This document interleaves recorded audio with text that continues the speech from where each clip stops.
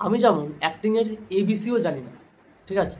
মানে আমাকে যদি কেউ অ্যাক্টিং করতে বলে তাহলে আমি অ্যাক্টিং করতে পারবো না। তো সেই কারণে কোন ব্যক্তি ভালো অ্যাক্টিং করলো, কার মধ্যে প্রতিভা আছে, কার মধ্যে প্রতিভা নেই, কার মধ্যে অভিনয়টা আছে, এই অভিনয় সম্বন্ধে কোনো বিষয় আমি বলতে পারবো না, কারণ এই বিষয়ে আমার কোনো জ্ঞান নেই। আমি শুধু এইটুকু বলতে পারবো যে আমি যদি দুটো মানুষের অভিনয় দেখি, কোন অভিনয়টা বেশি এন্টারটেনিং, মানে আমার কোনটা বেশি ভালো লেগেছে, আমি শুধু সেইটুকু বলতে পারবো। এবং সেটা অবশ্যই আমার পার্সপেক্টিভ, অর্থাৎ সেটা শুধু আমিই মানতে পারবো, সেটা অন্য কাউকে আমি জোর করে মানাতে পারবো না। কিন্তু আমি এটা বলতে পারি যে ইউপিএসসি দিতে হলে বা কোনো সরকারি চাকরি যদি কেউ পেতে চায়, তাহলে তাকে কী কী নিয়ে পড়াশোনা করতে হবে, সে কীভাবে পড়াশোনা করবে, সে কীভাবে এগোবে, এগোলে সে সাফল্য পেতে পারে।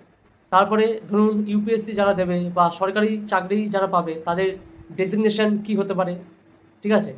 তারা যে পোস্টে যাবে সেই পোস্টে গেলে তারা কতটা সম্মান পাবে, কী বৃত্তান্ত, মানে কি এই জিনিসগুলো কিন্তু আমি বলতে পারি।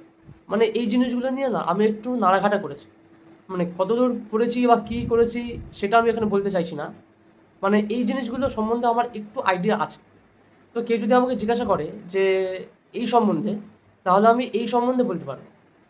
আমার বলার আক্ষরিক অর্থ হলো এটাই যে, যে মানুষটা যে বিষয়ে অভিজ্ঞ, মানে যার যে বিষয়ে একটু অভিজ্ঞতা রয়েছে, তাকে শুধু সেই বিষয়টা সম্বন্ধে তার মতামত পেশ করা উচিত।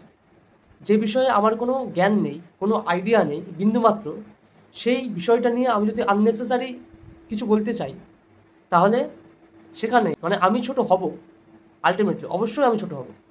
এবং মানুষ আমাকে যদি একটু সম্মান করে, সেই সম্মানটা মানুষ আমাকে আর করবে না, আমার প্রতি মানুষের সেই সম্মানটা আর থাকবে না। তাই যার যে সম্বন্ধে জ্ঞান আছে তাকে শুধু সেই সম্বন্ধেই তার মতামত পেশ করা উচিত।